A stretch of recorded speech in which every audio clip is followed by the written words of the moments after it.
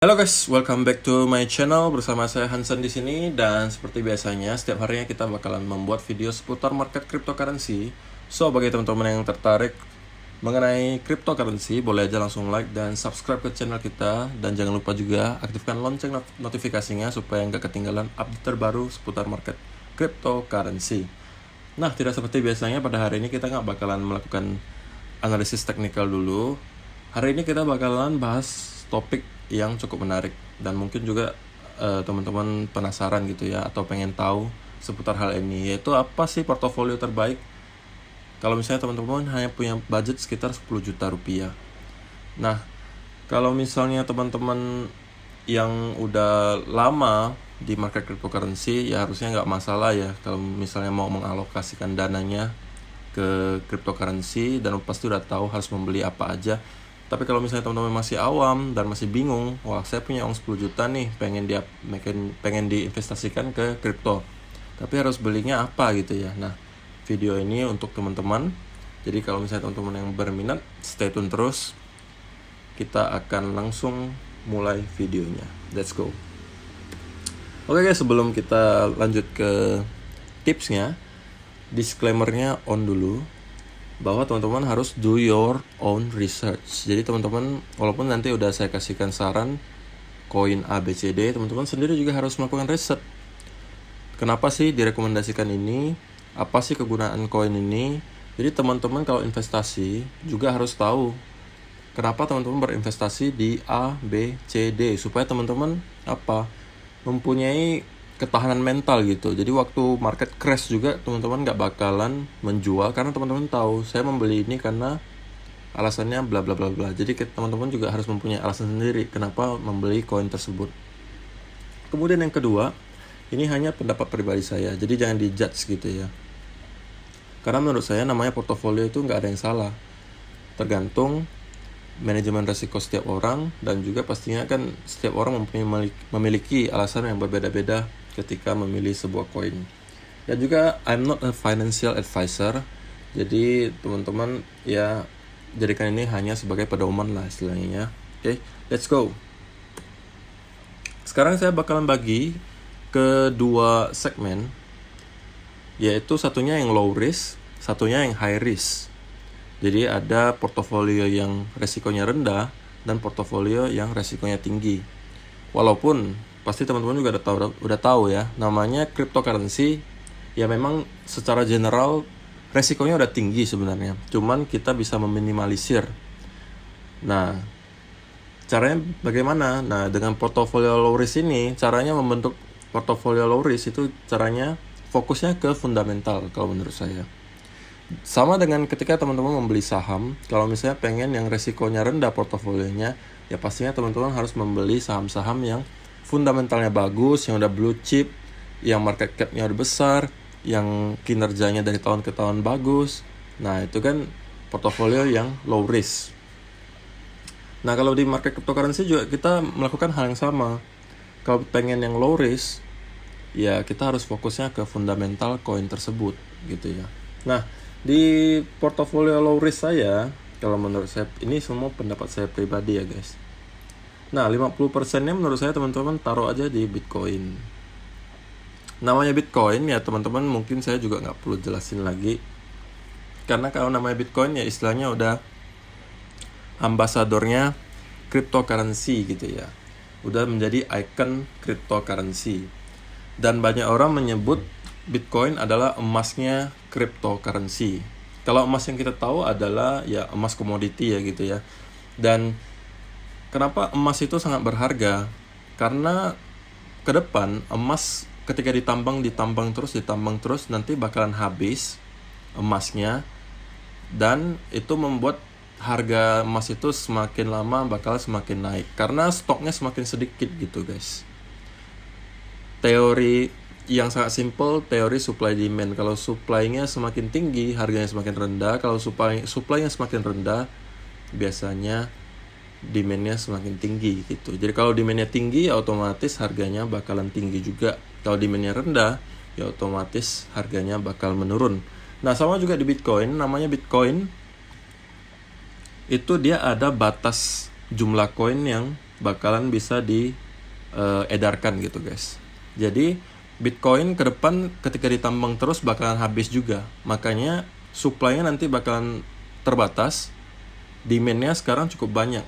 Jadi Bitcoin sangatlah aman untuk dibeli kalau menurut saya. Jadi itu 50% kita taruh ke Bitcoin. No brainer banget gitu guys. No brainer lah, istilahnya udah pasti teman-teman udah ngerti lah gitu kenapa harus beli Bitcoin ya kan. Lalu yang kedua ada Ethereum di sini. Ethereum kita alokasikan sebesar 20%. Nah, kenapa belinya Ethereum? Sama, kalau kayak di saham tadi seperti yang saya contohin, kita belinya pasti yang BBRI, yang BBCA gitu, yang udah blue chip, yang udah fundamentalnya bagus. Sama, Ethereum juga fundamentalnya bagus, market cap-nya besar, dan digadang-gadang nanti bakal menjadi mata uang digital di seluruh dunia. Yang dijadikan mata uang adalah nanti Ethereum digadang-gadang. Jadi kita bakalan alokasikan juga 20% ke Ethereum. Karena yang pastinya fundamental Ethereum juga bagus, ekosistemnya juga besar, dan market cap-nya juga besar. Semakin besar namanya market cap, ya pasti akan resiko manipulasinya semakin kecil gitu guys. Nah, kita nggak pengen portofolio low risk kita gampang dimanipulasi oleh sebagian orang gitu kan. Jadi kita pengennya yang lebih stabil. Nah, Ethereum juga termasuk salah satunya. Bitcoin, Ethereum ya pasti teman-teman juga udah pernah dengar gitu kan. Semuanya juga udah tahu namanya Ethereum, Bitcoin, fundamentalnya pasti bagus. Nah, 20%-nya lagi ke BNB. Kenapa BNB? Karena BNB ini adalah exchanger terbesar di seluruh dunia. Kalau sudah exchanger terbesar di seluruh dunia, otomatis pemakainya juga pasti banyak banget gitu guys. Dan pastinya demand-nya bakal terus naik. Kenapa bakal terus naik? Namanya cryptocurrency sekarang masih termasuk cukup baru gitu guys. Dan nanti ke depan pasti bakalan makin banyak orang yang masuk ke market cryptocurrency, makin banyak yang penasaran, makin banyak yang pengen investasi. Dan kalau mereka pengen investasi, ya pasti carinya ke exchanger gitu ya. Dan exchanger paling besar ada di Binance. Otomatis pasti Binance juga terbantu nanti harganya karena semakin banyak orang yang memakai Binance gitu. Nah, itu adalah logikanya kenapa kita membeli Binance. Binance juga sama, dia memiliki ekosistem yang besar dan juga dia punya banyak aplikasi, punya banyak kegunaan lah istilahnya kalau di BNB. Makanya kita taruh 20% juga di BNB. Kemudian yang terakhir kalau portofolio low risk ini, teman-teman 10%-nya taruh di Cardano. Kenapa Cardano? Karena banyak isu bahwa Cardano ini tahun ini bakalan meluncurkan smart contract. Jadi nanti bakalan mempunyai ekosistem yang sama dengan BNB dan Ethereum. Jadi nanti bakalan ada apps juga di Cardano, bakalan ada DeFi, bakalan ada NFT. Jadi nanti ada ekosistem baru juga yang bakalan dibentuk di Cardano. Jadi kalau misalnya nanti benar-benar terjadi, itu harusnya menjadi suatu boost yang sangat bagus untuk Cardano. Dan kenapa saya hanya taruh 10%? Karena menurut saya ya dia nggak seaman Ethereum, Bitcoin, atau BNB. Oke, sekarang kita bakalan lanjut ke portofolio yang high risk. Oke. High risk ini maksudnya ya mungkin ada sebagian teman-teman yang don't give a fuck terhadap namanya fundamental.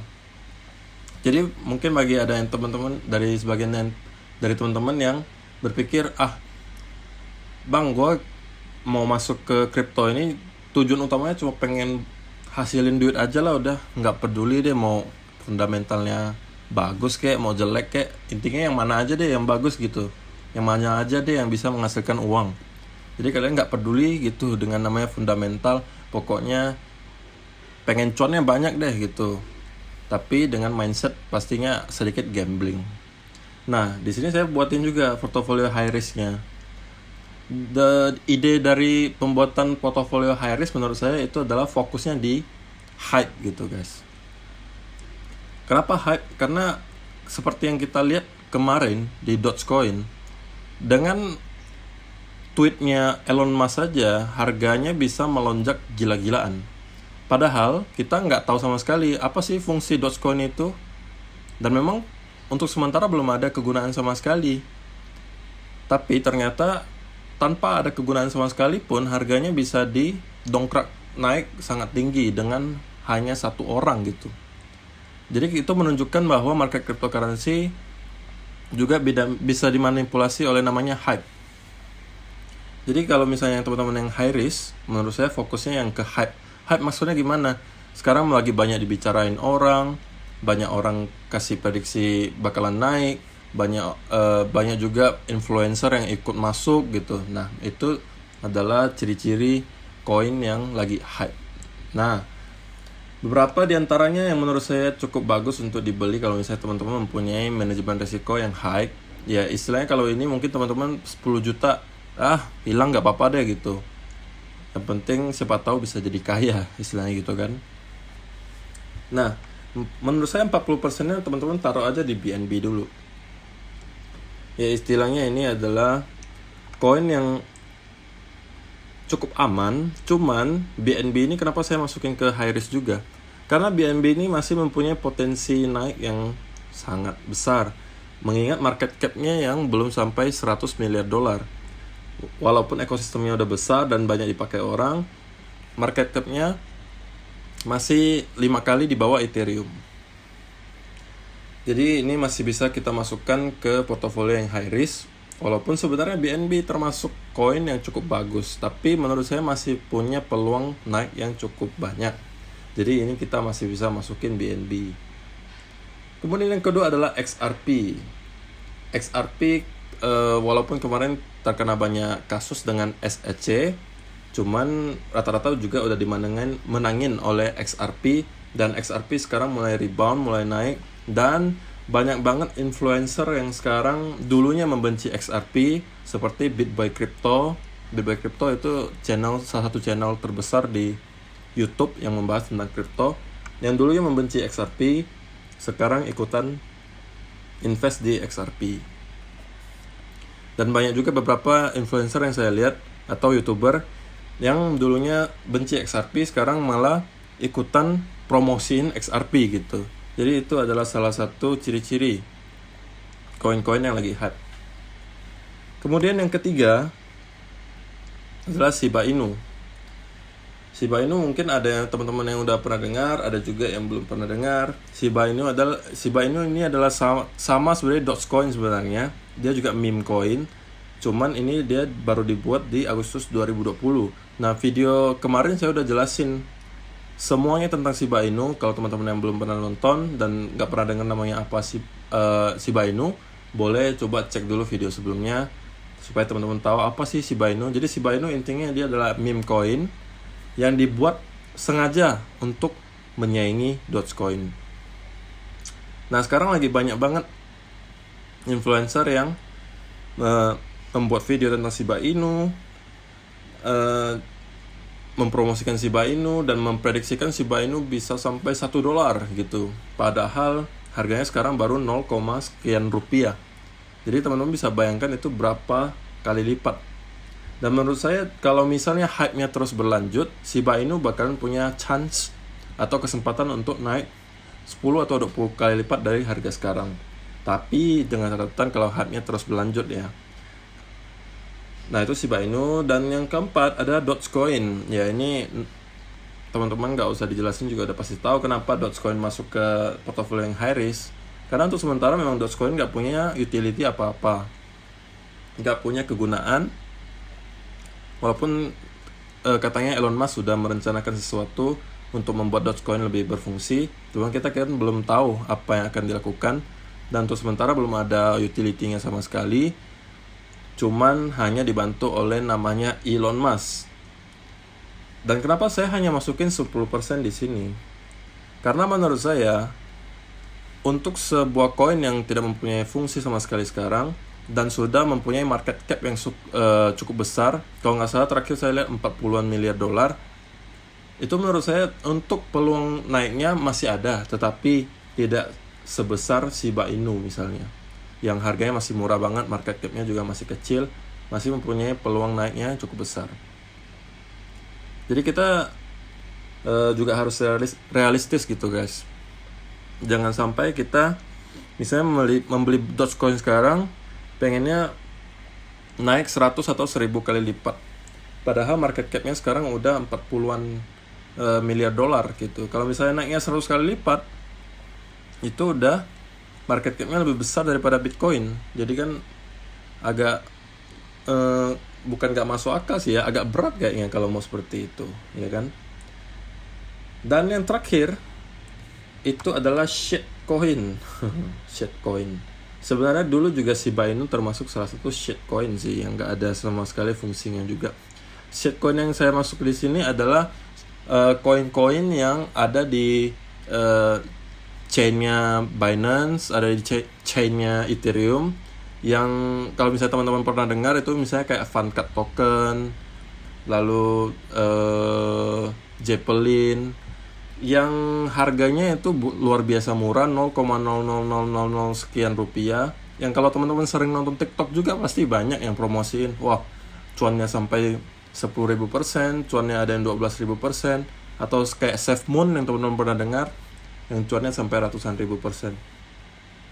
Nah itu teman-teman alokasikan 10% ke sana. Dan saya nggak kasih spesifik apa nama koin shitcoinnya, karena apa? Shitcoin sekarang itu banyak banget guys. Dan teman-teman juga cukup hanya harus melakukan riset sedikit apa yang lagi di hypekan banyak orang, teman-teman masuknya ke sana aja gitu. 10% ini teman-teman jangan juga 10%-nya langsung plug di satu koin.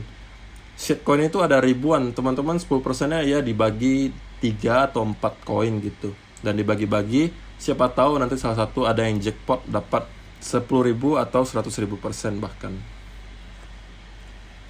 Nah itu adalah portofolio yang high risk menurut saya, tapi ini high risk tetapi high gain.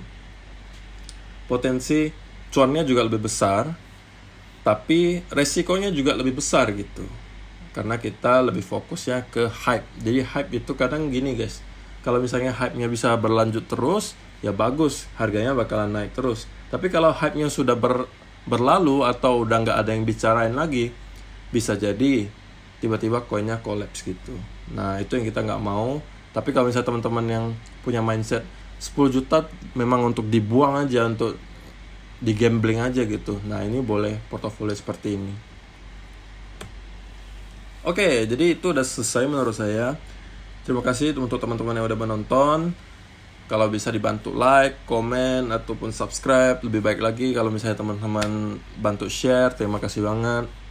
Dan semua yang tadi saya jelasin, saya mau pesan lagi, itu semua hanya pendapat pribadi saya.